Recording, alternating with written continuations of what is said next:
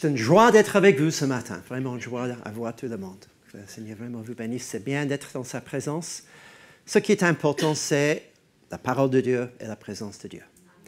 C'est sa présence qui nous transforme, sa présence qui fait ce que l'homme ne peut pas faire. C'est lui qui doit le faire dans nos cœurs. Donc ce matin, j'ai un message très simple, j'aimerais partager. Je crois que nous sommes dans des jours où vraiment Dieu est à l'œuvre. Et c'est une joie de voir le Saint-Esprit en train de visiter les hommes et les femmes aujourd'hui. Et un peu partout où je voyage, on voit Dieu en train de transformer les personnes par sa présence. Surtout parmi les jeunes, un peu partout en Europe, Dieu est en train de visiter les jeunes. Et cette année, on a vu aussi quelque chose, un phénomène. La première fois que j'ai vu ça, surtout en France, c'est qu'on a vu plusieurs personnes guéries. Et c'était à travers des personnes récemment converties, transformées par Jésus cette année ou l'année passée. C'est eux qui imposent leurs mains sur les malades et c'est eux qui voient les malades guéris. C'est magnifique. Je dis Amen. C'est la faim et la soif. Ceux qui ont faim et soif pour Jésus, Jésus, il coule à travers cette soif et faim pour lui. Et c'est magnifique à voir. Et combien on a besoin de la présence et de la puissance de Dieu aujourd'hui. On est dans un monde qui est un peu instable, n'est-ce pas? Parfois, intérieurement, on est troublé.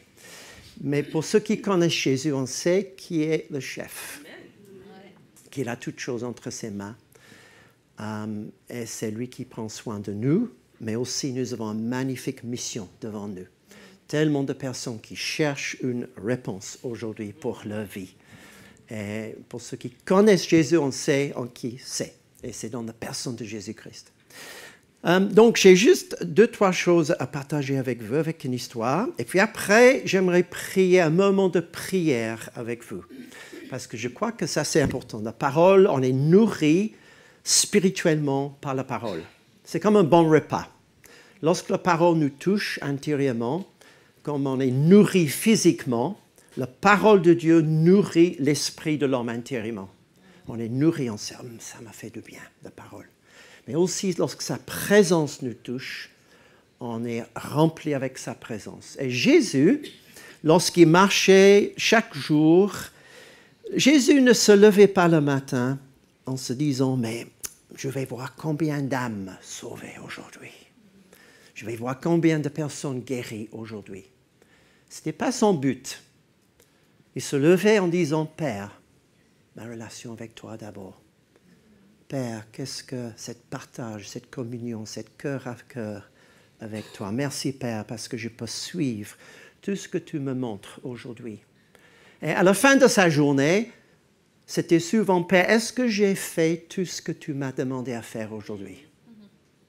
Père, est-ce que je t'ai plu? » Et Jésus a toujours plu à son papa. Tout ce qu'il a fait, le Père était content. Même jusqu'à aller à la croix. Il criait, « Seigneur, est-ce que je dois vraiment aller à la croix? » Oui, c'était ma volonté pour toi. Et jusqu'à la fin, Jésus, il était content parce que son papa était content avec lui. Et lorsque le Père a vu son fils, c'est là, voilà, mon fils bien-aimé. Et c'est exactement la même chose pour nous. Il nous aime chacune. Et parfois, on est comme les fils prodigues, on va loin de Dieu. Mais son but, c'est de nous prendre, c'est l'intimité. Et au fond de ton cœur, tu as été créé pour l'intimité avec lui. Et la première partie qui est touchée par l'intimité, c'est ton être intérieur. C'est ton esprit. Et lorsque tu sais que tu es embrassé par la présence de Jésus, embrassé par le Saint-Esprit, si on veut, intérieurement, il y a la paix, une vraie paix. Pas quelque chose que le monde peut donner. Ça vient surnaturellement. Et après, on est satisfait. La vraie satisfaction entre en scène, la joie arrive. On n'est pas heureux, mais on est dans la joie. Parce que la vie est parfois difficile, mais la joie intérieure est importante aujourd'hui.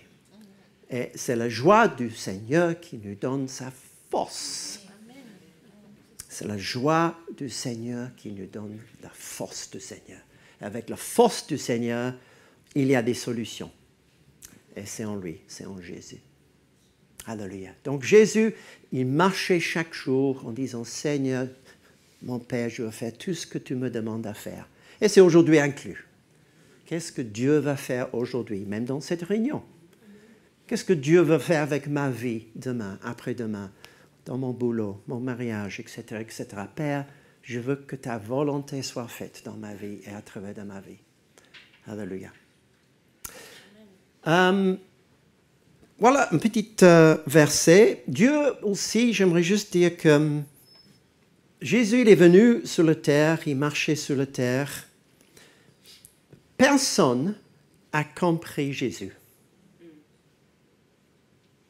Depuis sa naissance jusqu'à la mort à la croix, Jésus a dû marcher dans l'incompréhension. Il n'y a personne sur la terre qui a compris. Ah, je comprends, je vois exactement pourquoi Jésus est venu. Je vois ce qu'il est en train de faire. Difficile à marcher dans un monde où personne ne te comprend. Et c'était après sa résurrection, lorsque le Saint-Esprit est venu, qu'il y a beaucoup de mots que Jésus a expliqués, qu'il a dit à ses disciples, qu'après les disciples, ils ont compris. Ah, on comprend maintenant pourquoi Jésus il a dit ça. Maintenant, ah oui. Et après, avec l'arrivée du Saint-Esprit, la seule réaction, la seule réponse, c'était Jésus, nous t'aimons. Jésus, merci. Parce que l'Esprit de Dieu remplissait ces personnes, les premiers disciples, l'Église de Jésus-Christ. Et c'était avec la présence du Saint-Esprit que les gens commençaient à marcher dans la volonté de Dieu. Et aujourd'hui, c'est exactement la même chose. Dieu nous a créés d'être remplis. Remplis de la parole, remplis de l'Esprit. La parole, c'est moi qui dois lire la parole, mais c'est aussi la révélation de Dieu nécessaire. Et aujourd'hui, je peux entrer dans sa présence. C'est pourquoi, dans un moment de louange, on ressent sa présence. La présence du Saint-Esprit. On sent sa présence. Et mon esprit répond à cette présence. Jésus, je t'aime. Et c'est uniquement lorsque je suis né de nouveau, j'ai passé par la nouvelle naissance, rempli de l'Esprit de Dieu, que je peux dire, Jésus, je t'aime. Ça ne vient pas de là, ça vient de mon cœur. C'est mon esprit qui a été touché. Pour moi, à l'âge de 17 ans, depuis, je peux dire, Jésus, je t'aime. Parfois, il y a les larmes qui viennent. Parce que c'est lui qui a touché mon cœur, il m'a donné un sens pour la vie, une direction pour la vie. Donc, d'être rempli de l'Esprit, c'est une clé pour aujourd'hui. Continuellement rempli de son Esprit. Le Saint-Esprit se sert de ce qui est là, ce qui est dans ma tête, mais en même temps, il veut toucher mon cœur et mon esprit intérieur directement. Sa présence aujourd'hui. Parce que le Saint-Esprit est là aujourd'hui. Il est partout. Surtout avec ceux qui aiment le Seigneur, la présence du Saint-Esprit. Il est là pour guérir. Il est là pour enlever les choses lourdes parfois. Il est là pour nous libérer intérieurement. Il est là pour nous aider avec nos pensées. Parfois, on est coincé dans une manière de penser. Et le Saint-Esprit peut venir nous libérer ici. C'est la présence de Jésus.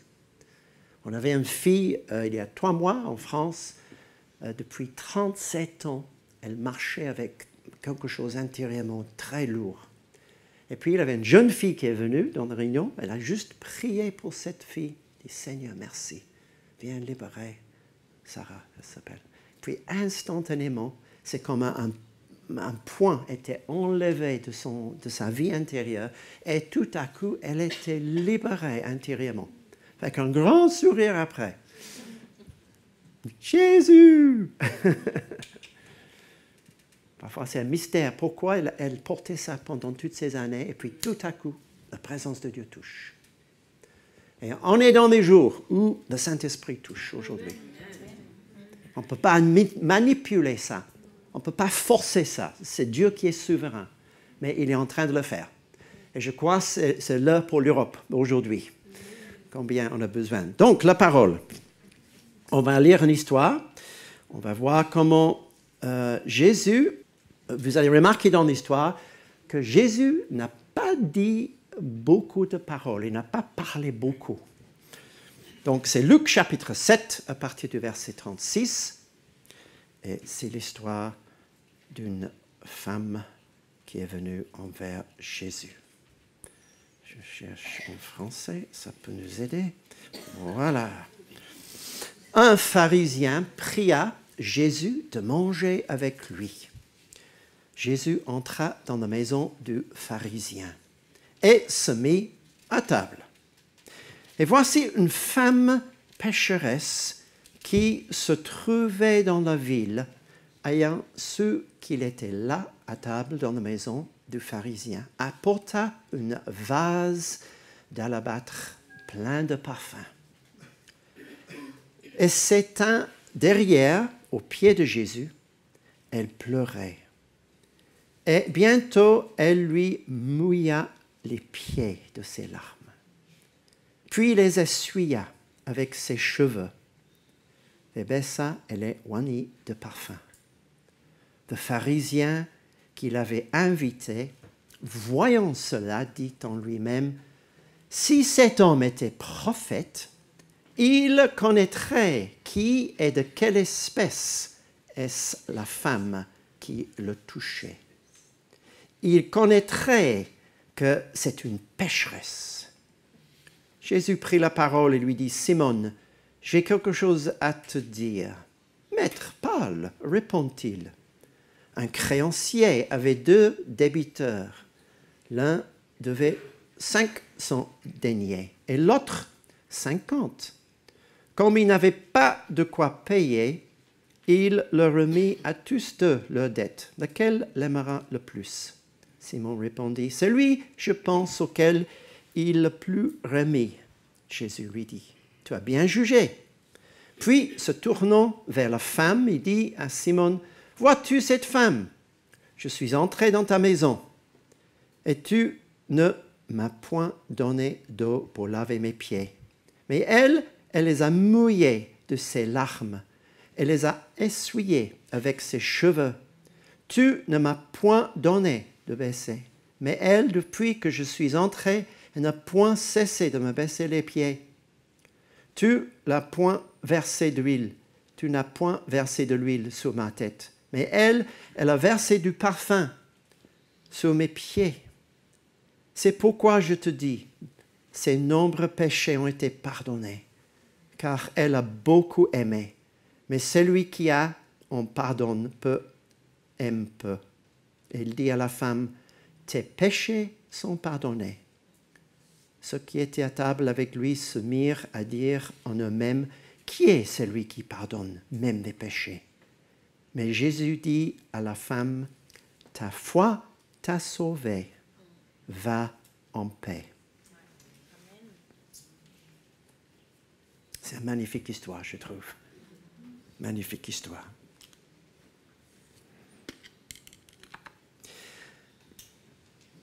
Est-ce que Jésus a prêché l'évangile à cette femme? Il n'a rien dit, pratiquement. Il n'a pas parlé avec elle. Juste une petite phrase à la fin. C'est intéressant comment le Saint-Esprit touche le cœur de quelqu'un. Dieu, il est beaucoup plus grand que simplement un réunion. Il est à l'œuvre dans nos cœurs, à travers de toutes sortes de choses. Et Jésus, il cherchait, lorsqu'il marchait sur la terre, là où le Père était à l'œuvre. Lorsque le jeune homme riche est venu envers Jésus, en disant, voilà, j'ai fait ceci, j'ai fait cela, Jésus regardait cet homme riche avec compassion. Il a dit, va vendre tout ce que tu as. Toucher le problème du cœur. Le cœur de cet jeune homme riche, prisonnier de quelque chose. Cet homme est parti, triste. Est-ce que Jésus est sorti derrière lui? Non, non, non, non, non, on peut changer ça, on peut juste arranger les choses. C'est nous qui doit changer, ce n'est pas Dieu. Ce n'est pas Dieu qui s'adapte à nous. Et c'est le travail du Saint-Esprit, c'est le travail de Dieu dans nos cœurs. Il façonne nos cœurs. Et avant de venir à Jésus, avant de connaître Jésus, il y a souvent un temps, un périple avec lui. Il travaille nos cœurs. Il façonne. Le jeune homme n'était pas prêt pour le royaume. On ne sait pas ce qui se passait après. Une semence était semée. On espère qu'il a bien réfléchi après. Et que plus tard, peut-être il a donné son cœur à Jésus. On ne sait pas. Il y a beaucoup de cas comme ça. Et parfois, Jésus, il a juste semé la semence. Et après, c'était à la personne de réfléchir, d'ouvrir son cœur. Mais dans cette situation, il y a deux manières de penser dans cette histoire, très, très différentes. Heureusement, Jésus voyait exactement ce que le Père avait fait et était en train de faire dans le cœur de cette femme. Une bonne interprétation. Il voyait exactement ce que le Père était en train de faire. Et Jésus, ok, il voyait le Père à l'œuvre. Parce que le Père était à l'œuvre bien avant cette histoire dans le cœur de cette jeune fille. Elle était travaillée par ses péchés. Elle savait intérieurement que ce n'était pas juste. Dieu nous a créés à son image. Et souvent, on sait intérieurement ce qui est juste, ce qui n'est pas juste. Mais on cherche une réponse. On ne sait pas toujours où se trouve cette réponse. Et la réponse, c'est Jésus. Et il y a la pensée de cet homme Simon. Il n'y a pas beaucoup de pharisiens où le nom est donné, mais celui-là, c'était Simon, on sait. Mais la manière que lui, il a interprété les choses, lui, il a vu les choses, c'était complètement différent de Jésus. Pour lui, il voyait Jésus premièrement comme un prophète, pas comme le Fils de Dieu, pas comme le Jésus qu'il était.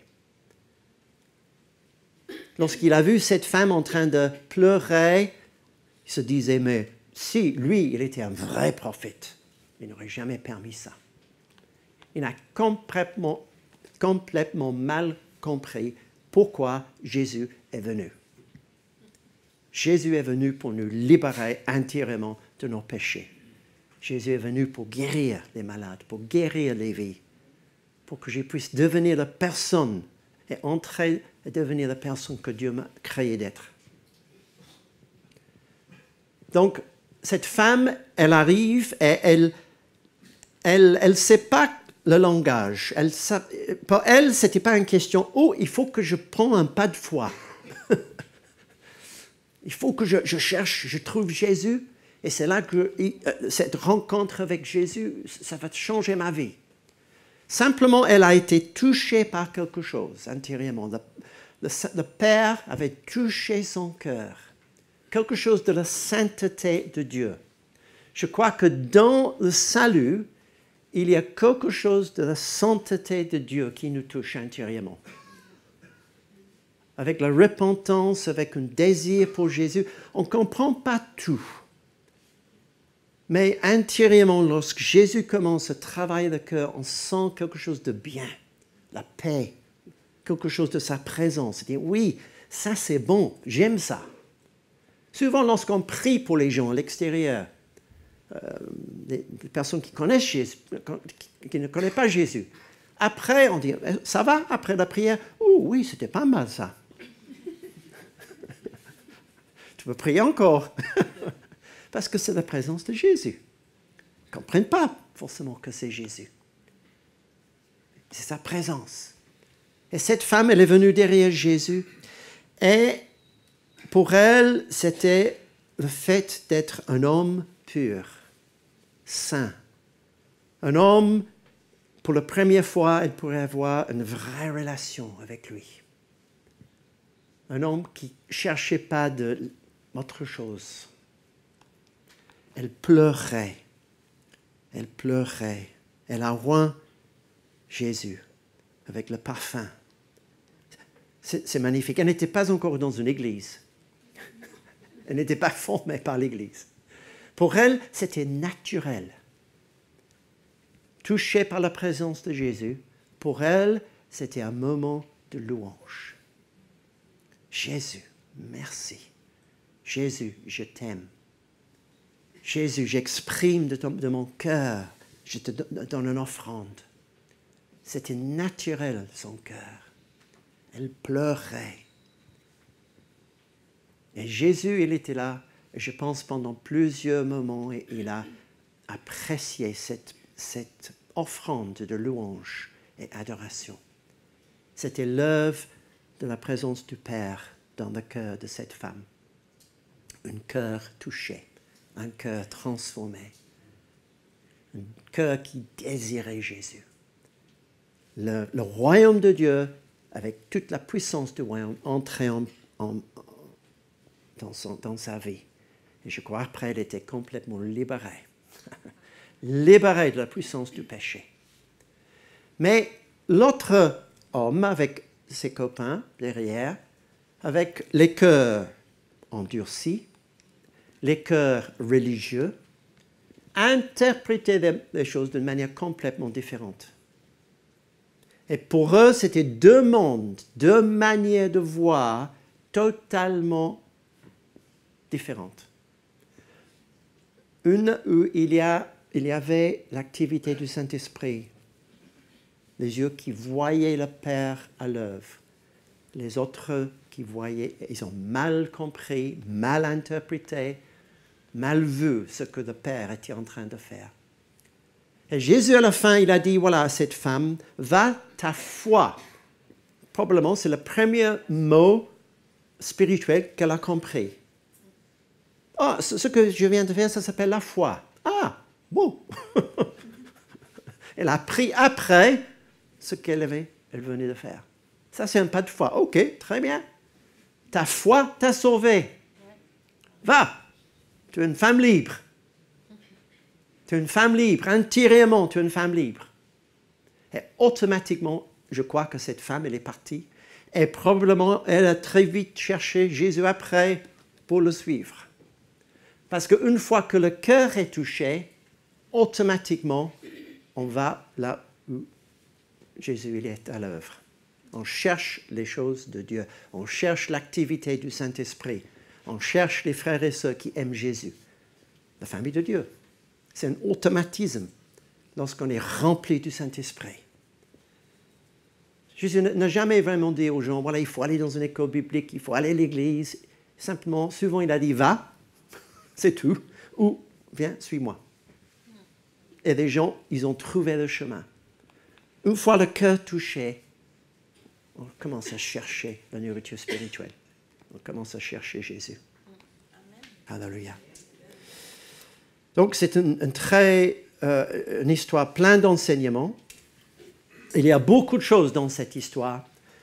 Une fois que Dieu touche le cœur, on voit la gravité de notre péché. Combien on était loin de lui, ça augmente notre amour pour lui. Si on était loin ou si on n'était pas loin, un péché est grave aux yeux de Dieu. Et lorsqu'on sait qu'il m'a pardonné, il m'a libéré, parce qu'avec le péché, il y a souvent le salaire du péché. Mais une fois libéré de cette puissance, je suis un homme, une femme libre pour prendre mes propres décisions intérieurement avec Jésus.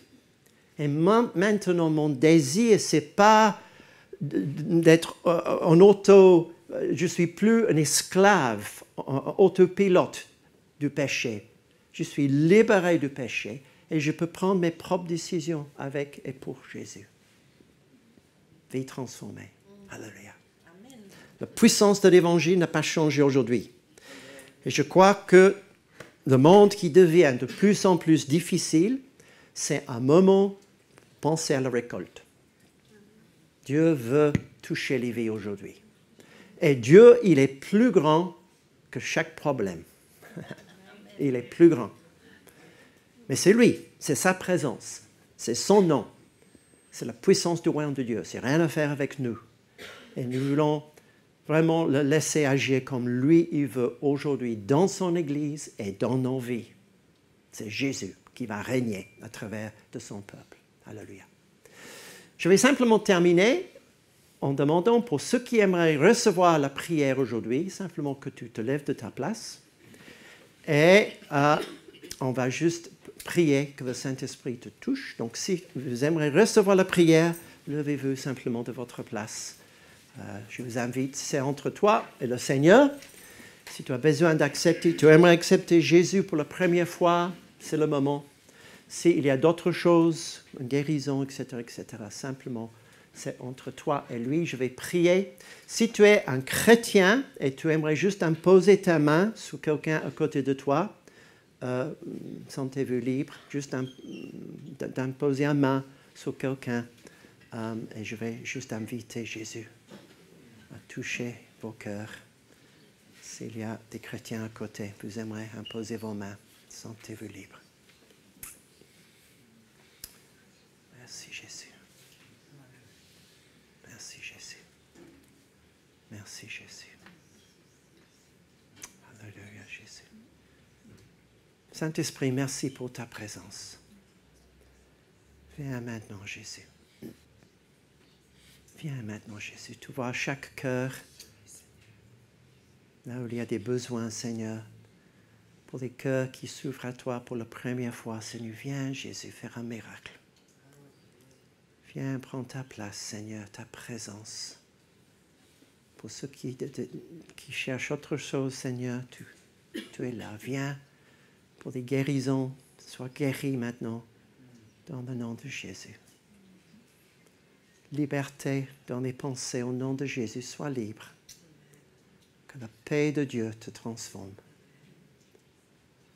Pour le commencement dans un cœur qui te cherche, Seigneur, plus de toi, Seigneur, dans le cœur. Plus de ta présence. Augmente ta présence, Seigneur.